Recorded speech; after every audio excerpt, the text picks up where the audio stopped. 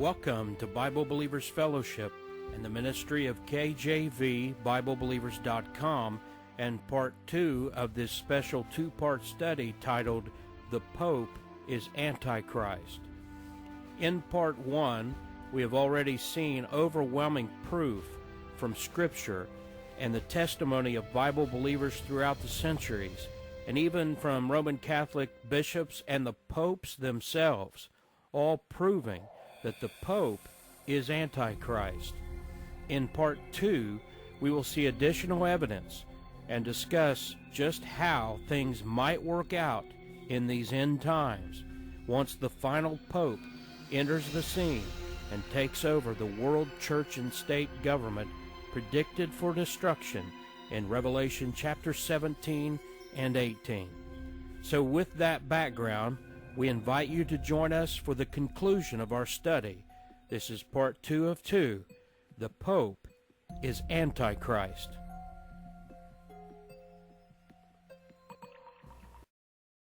Que é uma falsa Maria, um demônio. Não é a verdadeira Maria que eles estão adorando. Mas aqui está o que ele disse, abre aspas. Compreendemos prontamente a devoção de São Francisco de Assis pelo Senhor Papa, a franqueza filial de Santa Catarina de Siena, para com quem ela chamou de Doce Cristo na Terra. Fecha aspas. Ouça, São Francisco de Assis é mencionado por um monte de pregadores como se ele fosse maravilhoso, sendo que ele era um papista dedicado, um servo do Papa. Ele não servia a Jesus Cristo. Se você ler os livros de São Francisco com atenção, verá que o homem não era um adorador de Jesus Cristo, e sim um adorador do Papa. E essa Santa Catarina disse, numa outra citação que não tenho aqui nesta noite, mas que irei colocar no nosso grupo no Facebook, que mesmo que soubéssemos que o Papa era o próprio Satanás, ainda assim deveríamos obedecê-lo. Sim. Segundo Tessalonicenses 2,4, o qual se opõe e se levanta contra tudo que se chama Deus, não acabamos de ver isso? Ou se adora, de sorte que se assentará como Deus no templo de Deus, querendo parecer Deus. Esta é uma referência ao Papa final, que estará a caminho da cidade de Jerusalém. Agora, se você acha que já viu bastante, trate de pôr o cinto de segurança. Because I'm going to show you that the Pope, who claims to be the King of Jerusalem, is taking over the city of Jerusalem. O Papa que afirma ser o rei de Jerusalém está assumindo a cidade de Jerusalém neste exato momento enquanto conversamos. Quero te mostrar isso. Aqui está Cotton Mather, um dos pregadores puritanos de antes da fundação dos Estados Unidos da América. Ele disse, abre aspas, os oráculos de Deus predisseram a ascensão de um anticristo na igreja cristã. E no Papa de Roma, todas as características desse anticristo são tão incrivelmente respondidas que se alguém que lê as escrituras não vê isso, possui uma incrível cegueira sobre si. Fecha aspas. Agora, tem uma narrativa por aí que diz que o anticristo será muçulmano, o que não é algo muito distante da realidade, mas eu creio que haverá um mufti, que independente de ser chamado de Mahdi, será o Gog da terra de Magog sobre o qual temos estudado nos últimos domingos. E muitas pessoas pensarão que ele é o anticristo, pois é exatamente isso que ele vai aparentar, assim como Hitler também aparentou. Só que ele não será o anticristo. A única forma de identificar o anticristo é observar duas coisas. Número 1, ele firmará uma aliança por 7 anos que permitirá a Israel reconstruir o templo e retomar os sacrifícios. Número 2, ele entrará no templo na metade da tribulação, naquele templo sobre o qual acabamos de ler, para se declarar Deus, cessar os sacrifícios do templo e se estabelecer como Deus no Santo dos Santos.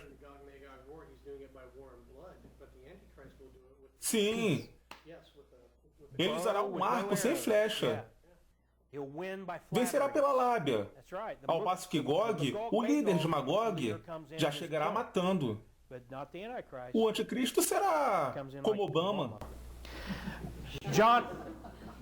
John Knox, um dos reformadores mais famosos, disse, abre aspas, o Papa é o próprio Anticristo, o filho da perdição sobre o qual Paulo fala, fecha aspas. Agora, quero que você dê uma olhada ali em cima naquele bom Papa. Trata-se de João Paulo II com sua cruz invertida. Se você começar a observar, passará a notar certas coisas, como por exemplo o fato deles usarem um cajado satânico com uma cabeça de serpente, ou o sinal mágico ocultista que eles fazem com a mão. Aquele gesto é ocultista, não é de Deus, não é bíblico. E aquele boné que vemos na cabeça dele é o boné de Dagon, um falso deus. É o que ele está usando ali. Aquele boné se chama Mitra. Mitra de Dagon. Você lembra de Dagon? A pronúncia correta é Dagon. Dagon é aquele falso deus do Antigo Testamento adorado pelos filisteus, que são os atuais palestinos. Charles Spurgeon. Um monte de gente vive reproduzindo suas falas, mas curiosamente nunca cita esta. Abre aspas. É a obrigação de cada cristão orar contra o anticristo. E quanto à identidade do anticristo, é algo que nenhum homem são deveria questionar. Se não for o papado na Igreja Romana, não há nada no mundo que possa ser chamado por este nome. Fecha aspas.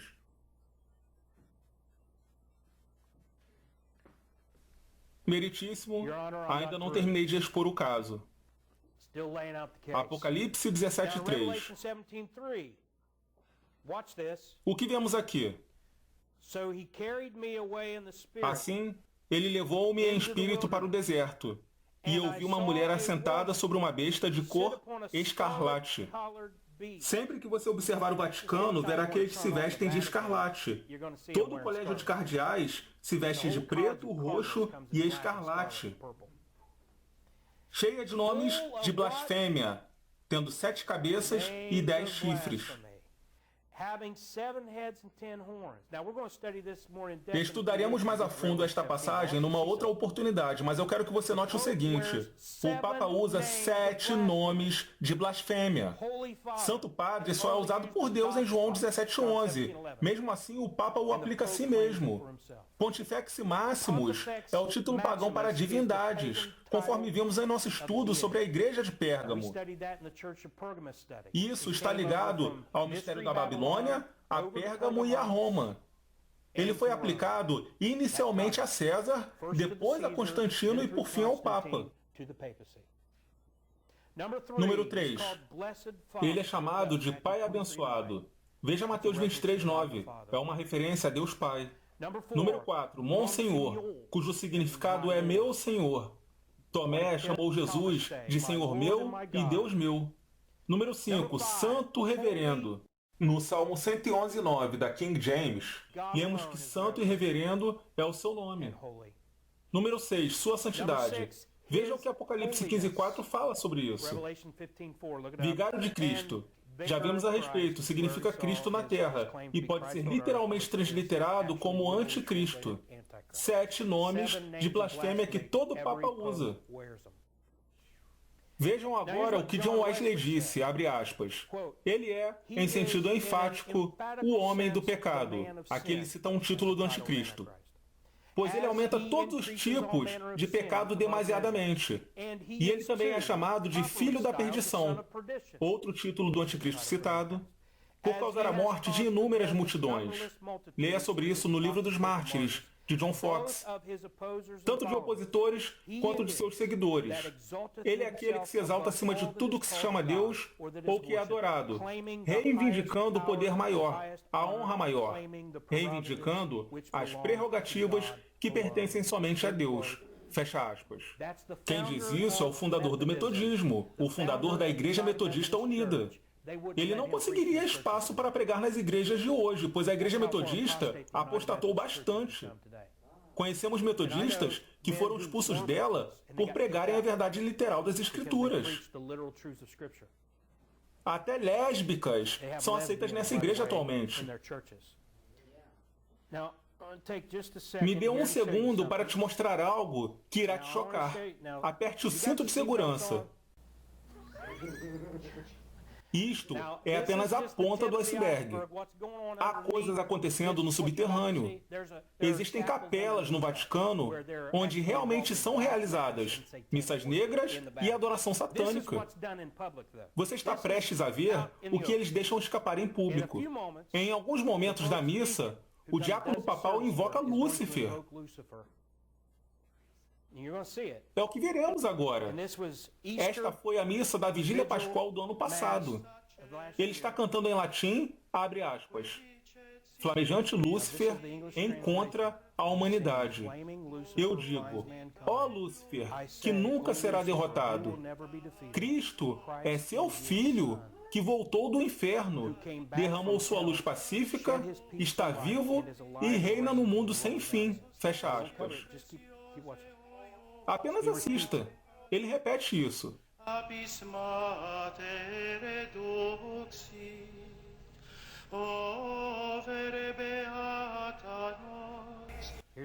Vou te mostrar novamente para que ouça em latim. Humanis divina iunguntur, oramus ergo te Domine, ut cereus iste in honorem tui nominis. Espere, terei que recuar um pouco para pegar esse trecho e mostrar de novo. Querem saber como os apologistas católicos defendem isso? Eles dizem que Lúcifer deveria ser traduzido como estrela da manhã, o que significaria que Lúcifer é, na verdade, uma referência a Jesus. Mas está errado. Note como isso é errado. Veja só, ele diz... Já vou mostrar o vídeo, só quero explicar que essa ideia é totalmente falsa. Primeiro que Lúcifer não significa a estrela da manhã, e sim portador da luz. Em um segundo veremos mais sobre isso. A defesa deles não funciona. Ad noctis uius caliginem destruendam, in deficiens persevere, et in odorem suavitatis acceptus, supernis luminaribus misceatur, flammas eius, Lucifer matutinus inveniat, ille inquam Lucifer qui nescit occasum, Christus filius tuus. E não funciona, porque se você pegar a letra do cântico e substituir a palavra Lúcifer por estrela da manhã, ele estará dizendo que Cristo é filho da estrela da manhã, ou seja, filho de si mesmo. Esse argumento não funciona. Cristo é filho de Deus Pai, não da estrela da manhã, de modo que essa tradução de Lúcifer é errada. E esse argumento deles, fraco. Sabemos, mediante relatos de primeira mão de gente do interior do Vaticano, que eles possuem escravos sexuais. Eles foram flagrados nos anos 80. Eles foram pegos nos anos 80 trazendo escravos para o Vaticano. E eu tenho documentação sobre isso. Mas, novamente, em razão do tempo, não poderei aprofundar na questão nesta noite. De qualquer modo, você pode procurar. Basta digitar Escrava Sexual do Vaticano, 1983. Você verá que essas histórias estão disponíveis na internet para que qualquer um veja. Só que a grande imprensa não relatará a mesma coisa.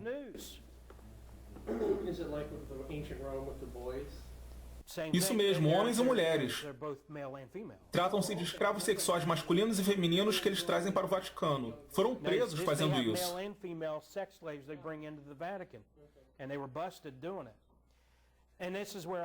Não vou detalhar esta parte. Preparei isso aqui para o caso de alguém questionar. A defesa católica não se sustenta, pois a tradução da letra ficaria assim: flamejante Jesus encontra a humanidade. Eu digo, ó Jesus que nunca será derrotado, Cristo é seu filho. Isso não funciona se você substituir Lúcifer por estrela da manhã, pois ele estará dizendo que se trata de Jesus. Dê uma olhada, não encaixa. Não é isso que a letra diz, pequeno gafanhoto. É bem claro o que ela diz. Portanto, pessoal, esse tipo de coisa ocorre há séculos. Mas os cristãos estão adormecidos. Não estou querendo aterrorizar ninguém nesta noite, e sim apenas dizer que a versão mainstream do cristianismo evangélico é falsa, é fajuta, e está te embalando para dormir com traduções falsas. É um evangelho diluído, e está preparando o mundo para professar o cristianismo da igreja anticristã.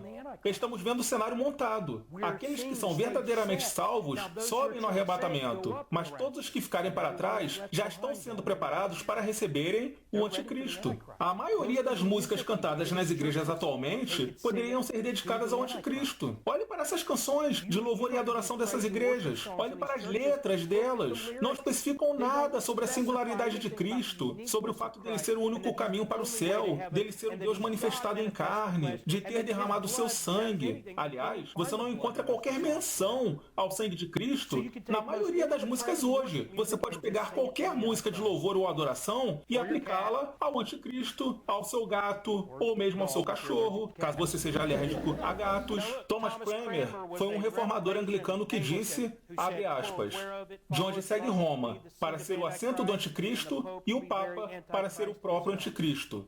Eu poderia provar o mesmo por muitas outras escrituras, antigos escritores e fortes razões. Fecha aspas. Ouça, tenho tantas coisas que adoraria trazer à tona e falar a respeito aqui, mas preciso apontar a existência de uma ilusão no meio cristão.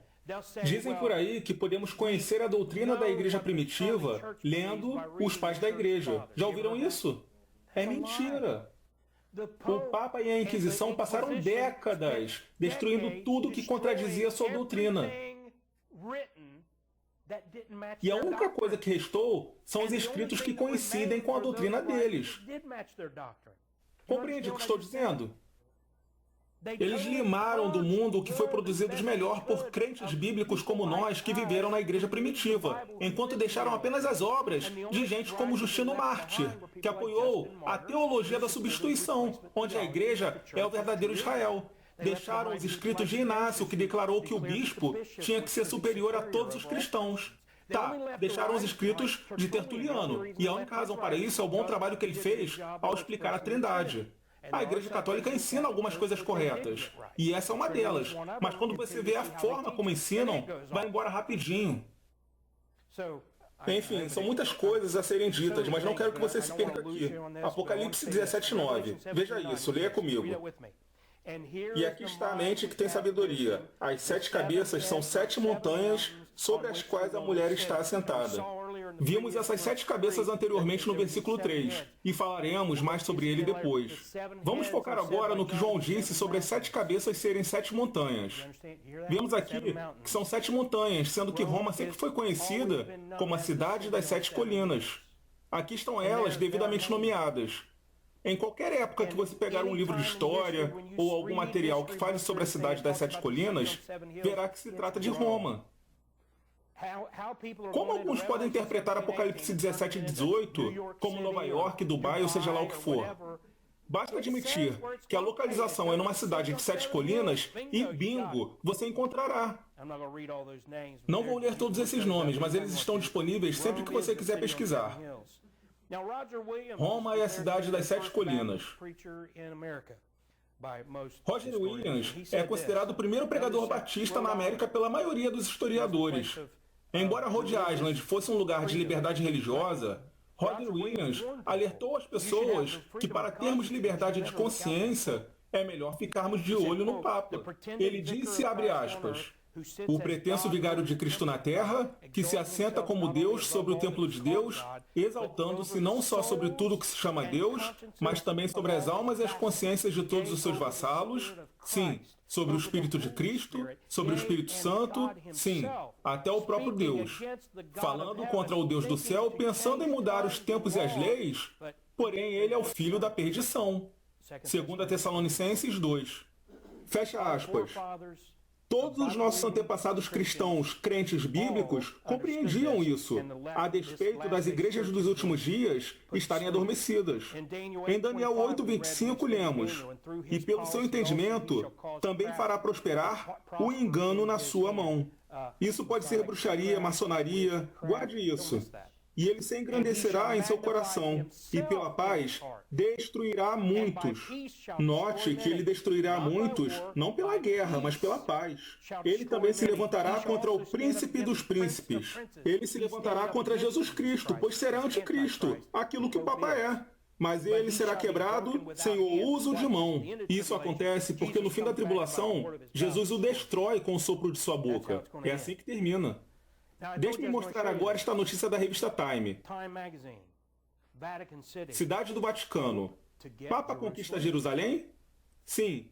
Repetidas vezes você verá que isso está acontecendo. Em abril de 2009, Ratzinger, mais conhecido como Bento XVI, assinou o necessário acordo com a Liga Árabe.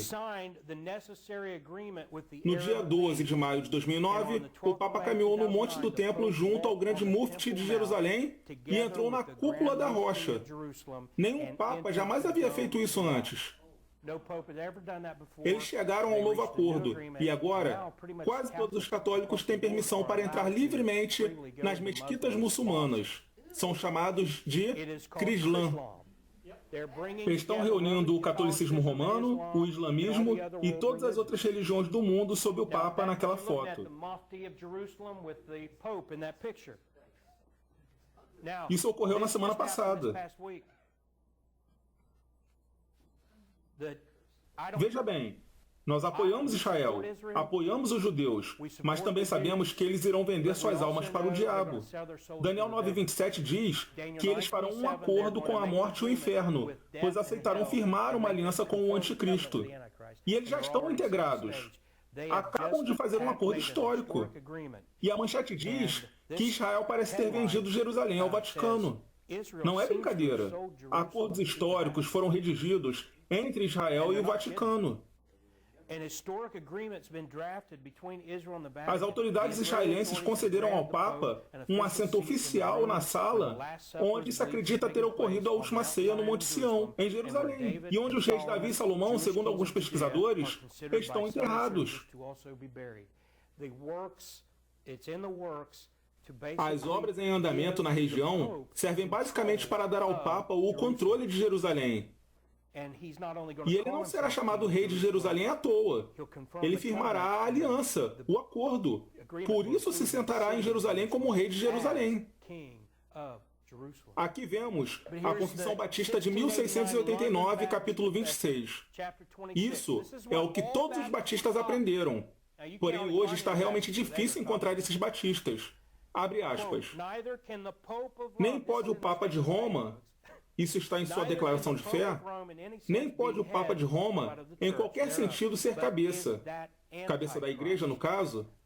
Mas é aquele anticristo, aquele homem do pecado e filho da perdição, que se exalta na igreja contra Cristo e tudo o que se chama Deus, a quem o Senhor destruirá com o brilho de sua vinda. Fecha aspas.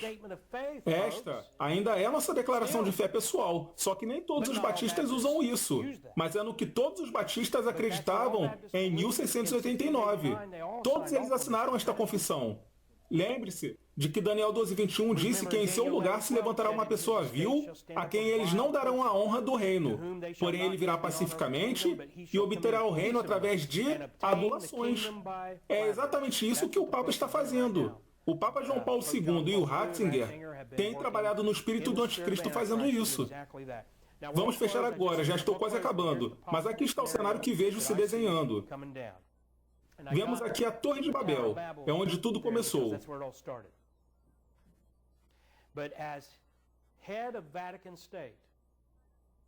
Como cabeça do Vaticano, deixe-me antes enfatizar que o Vaticano é um Estado, tá? E membro das Nações Unidas. E como tal, ele possui uma bandeira, um juramento de fidelidade e um exército permanente, que não é muito grande agora, mas que ficará maior quando ele assumir a Europa e tiver o exército europeu. Mas, continuando, como cabeça do Vaticano, Ah, sim, eu preciso dizer, não me lembro a partir de quando, mas eles já são considerados um país membro da União Europeia. Sendo que as regras da União Europeia determinam que seus chefes de Estado se revezem na posição de chefe da Europa. Como cabeça do Vaticano, como membro da União Europeia, o Papa será presidente da União Europeia. Isso não é discutível, e sim um fato que virá à tona em breve. E como presidente da União Europeia, ele então se assentará como o que a Bíblia chama de chifre, como um rei, numa federação mundial de 10 nações. Pesquise sobre o Clube de Roma e você descobrirá tudo sobre isso. O Clube de Roma cunhou essa ideia, e a ONU já aceitou. Eles vão dividir a Terra em 10 regiões, sendo que a Bíblia diz exatamente isso, que serão 13. Opa, errei. Ela diz que serão 10, inicialmente 10, mas a besta derrubará 3 e encabeçará as outras 7, se tornando uma espécie de primeiro-ministro mundial. Aqui é a foto do chefe do Estado do Vaticano se dirigindo às Nações Unidas na condição de membro dos Estados das Nações Unidas. As a member of the United Nations.